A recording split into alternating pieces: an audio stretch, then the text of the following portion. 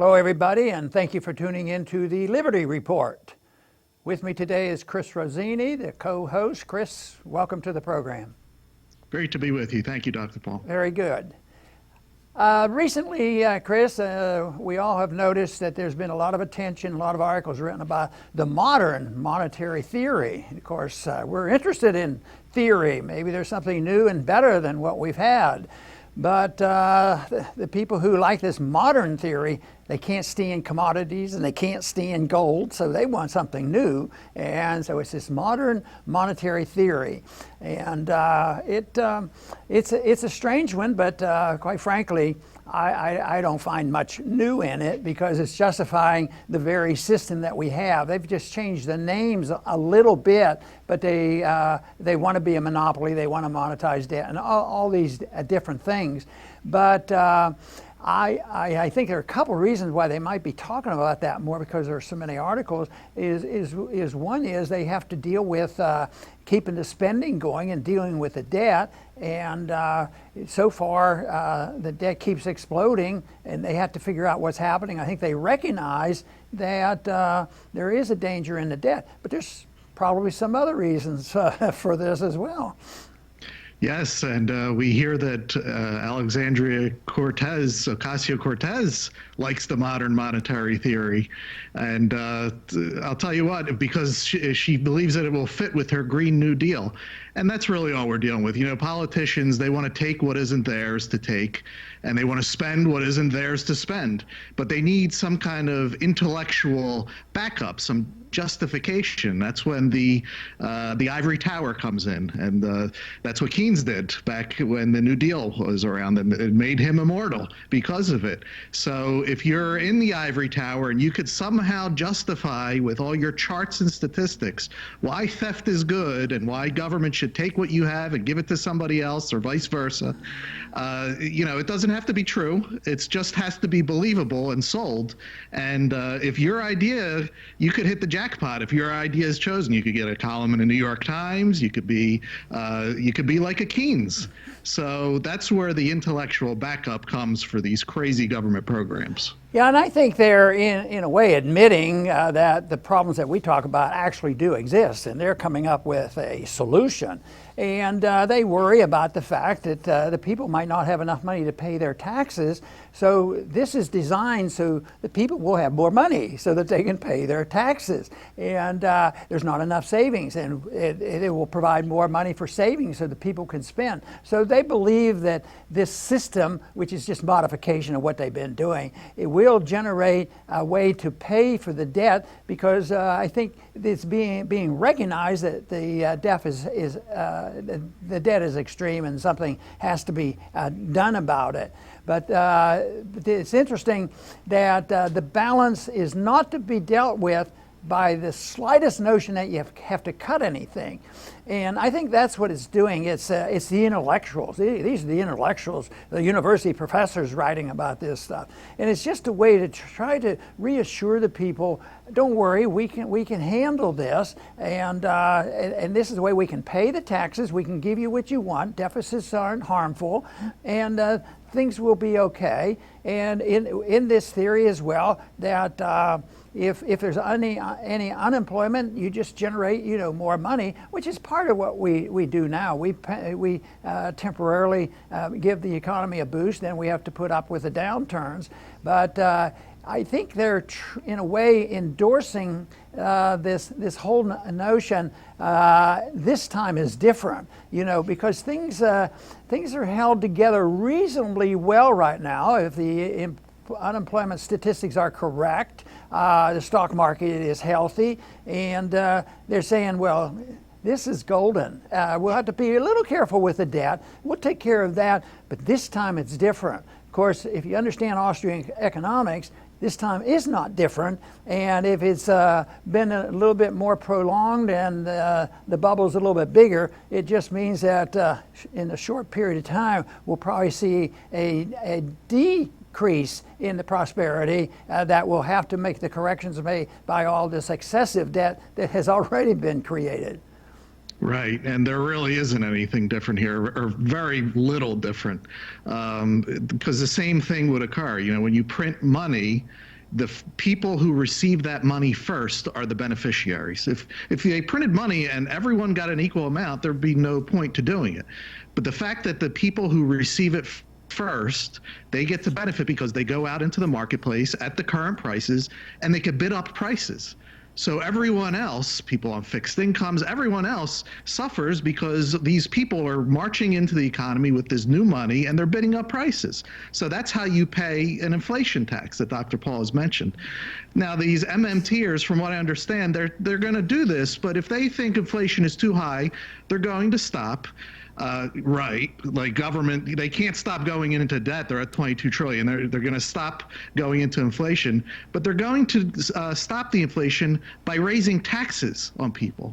So now you're getting hit twice. First with the inflation tax, and then the government's going to come in and tax you more to tame the inflation. And you know what happens when people, they actually rebel against the second tax, when they see you're coming directly for their money. Inflation, they can't really understand as much, but if you think you're going to go in and directly tax everyone, you're going to have a problem on your hands. That's right, and I think they understand that, and they're always trying to cover their bases in the past, and they'll continue to do it because we have a bit of it now, in that is price controls to make things look not so bad. And you know, in the practice of medicine, there are a lot of price controls. Unfortunately, some of those price controls boost things up, but that's what they'll introduce as the price controls as being the answer. Now, the word austerity comes up in their discussions, but in the opposite way that we would use the word government austerity, because we think the government should practice a little austerity and be cautious and live within our means. But they say there is no need for that. That is harmful. Deficits don't matter, which is a Keynesian idea and it's been around for a long time. And the current administration must have a lot of Keynesians, because it doesn't seem to faze anybody. I mean, we're running deficits over $1 trillion a year. We're up to $22 trillion. And even though the interest rates are low, it is still, the amount is exploding. So there's going to be a limit to this.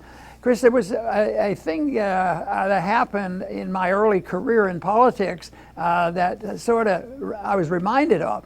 Because in 1971, I've talked so much about my personal memory of the ending the Bretton Woods Agreement on a Sunday night and closing the gold window and wage and price controls, and it led to the 1970s, which were really rough economic times. So that's when I started talking out, and I didn't really expect to go anywhere with it. I didn't expect to go to Congress anyway. But 1976, I did go to Congress, and it was interesting. The very first bill, I went on the banking committee, and they didn't know me from Adam, so at that time, not many people wanted on the banking committee. So I got on the banking committee, and the first bill to come up was the Imf Bailout Bill, because the IMF whole system, of propping up currencies and the balance of payments, it just collapsed after the collapse of Bretton Woods.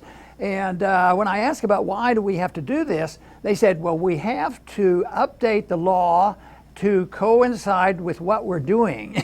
We've been breaking the law since 1971, and therefore we have to change the law and technically make it look good. And I thought, well, that really is a great story, but ever since, as long as I was there, that's about all they were ever doing, was trying to manipulate public opinion and change things. And maybe they even do it less now because they're not worried about whether the law accommodates policy. They certainly don't worry that policy accommodates the Constitution. That's a different story, so they've more or less rejected that. But you were talking a little bit about just the nature of inflation. One characteristic, and this modern monetary theory will try to solve this problem. The people eventually say, we don't have enough money. And whether it's Venezuela or Zimbabwe or even our current system is a good example. They say there is no inflation, but the wages never keep up with inflation, but they're not totally static either. They have moved up. But this maldistribution of wealth in this country means that the lower class and the middle class aren't doing as well. And they say, we don't have enough money. They never say somebody's messing up with the price system and maybe we ought to look at monetary policy. We need more money. No, this is exactly what this emphasis is on this modern day theory. We have to make sure people have more money to take care of their needs. You're not going to be cold and callous and not a humanitarian. So they want you to have the money. But in the meantime, we will reassure the people that we can handle the debt, and we'll make sure that people have enough to pay their taxes. So they can raise the taxes, send the money to the people, and they pay it, and they think this is going to correct it. You know, it is absolutely bizarre. If it weren't so serious, it would be really very funny. But the one thing for sure, it is not long lasting. It ends. They've tried it before. So I'm anticipating, Chris, that we will, in the not too distant future,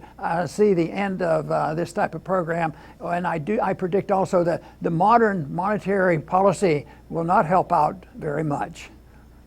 No, it won't, and it actually will only hurt if people adopt it.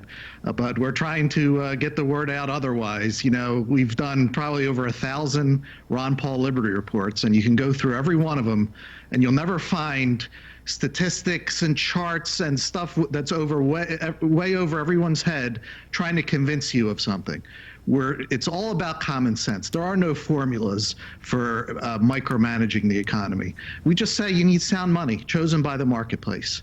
Market will probably choose gold and silver, but if not, that's fine, as long as it's not something that's forced on us by government that they can just inflate into infinity like they're trying to do now. And, voluntary interactions with one another, free markets. That's the key. You don't need charts for all of that. It's just common sense. And hopefully, ultimately, that will win the day, hopefully sooner rather than later. And Chris, that point you make about who creates the money, I think is very important, because it does matter where money originates. And so the modern monetary theory directly attacks the Austrian principle that has been made, but it endorses history, and that is that money doesn't originate with the government. The money originates in the marketplace, and it's a commodity. So the origination, they insist, has to be in the state. That is the government, and it should be a monopoly, and so that contradicts the whole notion of what kind of a policy we should have. And we say that this is nothing new and it's the same old Fed policy, and that is very much the case. But this whole problem is not brand new at all. It's not 100 years old or 200 years old. It's thousands of years old where they understood it. Even in Old Testament times, they understood the importance of honest weights and measures, and silver and gold as money, and it's recognized. And yet, we've drifted away from that a long time. And so the solutions that they've had in the past, involving wage and price controls or tinkering with the money and bailing out people and all, that it's a panacea for a little while, but it really doesn't work. So I think that this is a time where they're scurrying around, because I think those people who are advocating some of these things are thinking that they're smart enough to handle it. So yes, debt is a problem, deficits are a problem. We'll just give the people more money so they pay more taxes, and that's their solution. You have a closing comment, Chris? Yeah, I just want to thank all of our subscribers. We're approaching 200,000. We appreciate every one of you.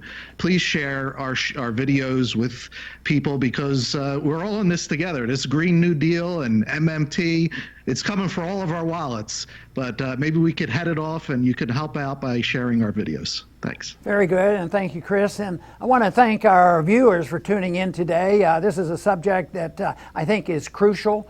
And one of the practical reasons why I think monetary policies are so crucial is the value of the currency involves 1/2 of every transaction, because everything is related in the transfer. So it's already been socialized and monopolized over the years. As soon as you have the government monopolies come in, which is historic. And of course, it was Hayek and other Austrian economists that wanted us to move away from that and let the market completely control it, control the nature of money. And I think that is the case, and that is the reason I've supported competing currencies that should be developed in the marketplace.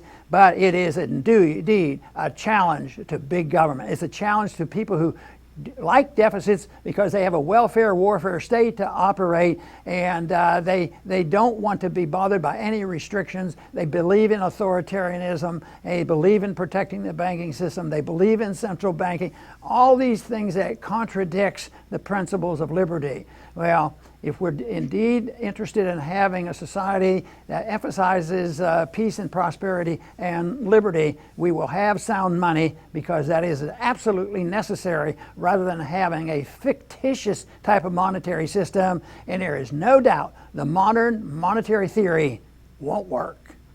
I want to thank everybody for tuning in today to the Liberty Report. Please come back soon.